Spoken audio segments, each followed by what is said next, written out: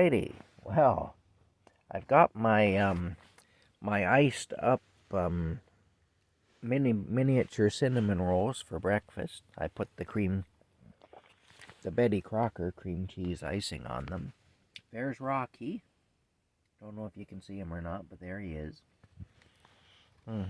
That's good stuff, I'll tell you. I like that. I like that. When I think of the years I wasted not doing this because I hadn't thought of it, and yet it's such a simple idea. Putting the cream cheese icing on the little cinnamon rolls. Anyway. Yeah. Okay. Well, I've been saying something since this whole situation in Eastern Europe started, and you know what I mean. There's a certain conflict going on over there. And I've been saying this really since the beginning, and now evidence is coming out to back me up. And people got mad at me because how dare you say that, Zelensky's a good man. Putin is a villain, Zelensky's a good man, everything else. Well, I mean, the truth is Putin is a villain. Yeah, he is. He's a villain. But Zelensky is also a villain. And what's actually happening here is this supposed war is not really a war. What it is it's a money laundering scheme. And all these guys are getting rich. Putin, Zelensky, they're getting rich. Joe Biden, you know what's happening. Cat fur. The United States economy is collapsing. We're dealing with a situation here where the entire world is in flux. Everything's changing. All the pieces on the chessboard are moving around in a weird way. And he who was dominant is going to cease being dominant very shortly. Just like after World War II, the United States became the superpower of the world. Prior to that, England was the superpower.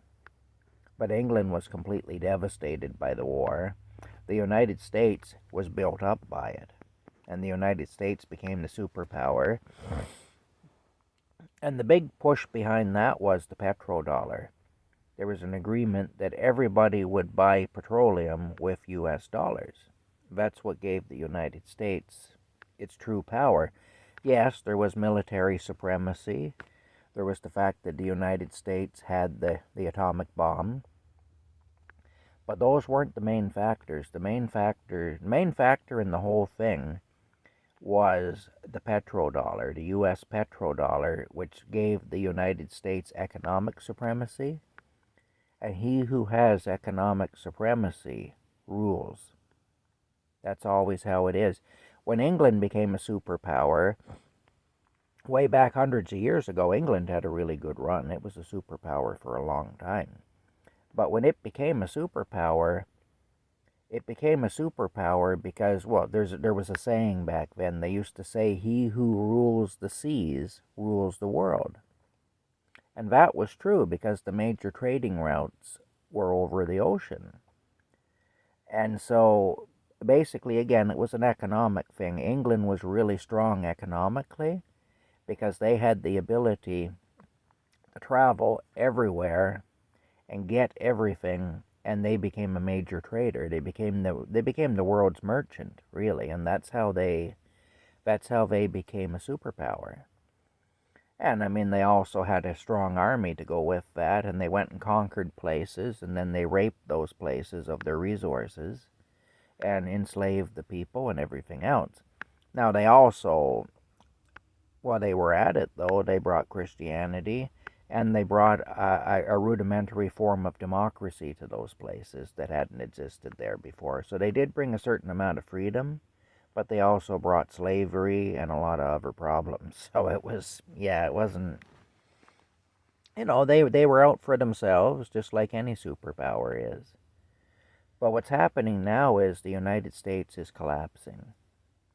And so all these rats, before they jump ship, are trying to get as much as they can. It's like a rat filling his gut with grain from the hold of the ship before he jumps.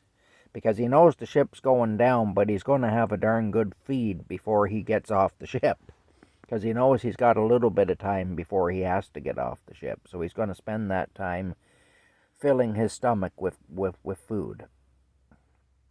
Well, that's what's happening here. These big wigs in the United States, and in Canada too, our own government is doing this as well.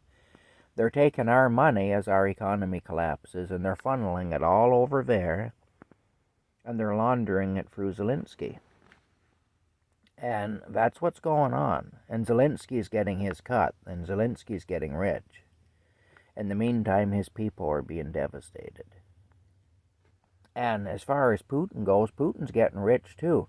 Putin has all the oil and gas reserves over there. Putin just spent a winter freezing Europe into submission. And now he's forming alliances with China, with South Africa. France apparently is joining with Russia. He's forming an alliance, a pact there with all these countries. And what's going to happen, see, and Biden said, he was going to destroy the ruble. The ruble right now is stronger than the American dollar. The ruble is doing really well. There's nobody destroying the ruble. Now, how does a country that's in war manage to have such strong currency? How does Russia manage to do it? Well, because it isn't really a war. Like, yes, there's the face of war there. People are getting killed. The common people are dying. People are having their homes destroyed, their businesses destroyed. What little freedoms they had are being taken from them. They're dying. They're being maimed. It's bad. It's really bad. Young men are being sent off to war and they're not coming home. Or they're coming home in pieces. Or they're coming home mentally messed up, with their minds all screwed up because of the things that they had to see, the things they had to deal with when they were at war. Just like with any war, all that is happening. But the war itself isn't a real thing. It's real to the people who are fighting it, yes, because they're suffering just as if it was a real war, and it's real to the people who are dealing with it, the common people. But it's not a war in the true sense of the word. What it is it's a smokescreen to cover up a huge money laundering operation. And all of that is coming out now. Just recently, the head of the Space Force was arrested for treason. Guess why?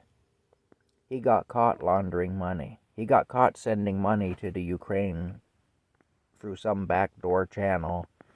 And this wasn't done on his own behalf. This was done under orders from higher-ups. This is the stuff that's going on. A telephone call was intercepted where the conspiracy was talked about. And that's the evidence upon which he was arrested. That's the case against him. He was an Obama appointee, and of course Biden was vice president during Obama's term as president.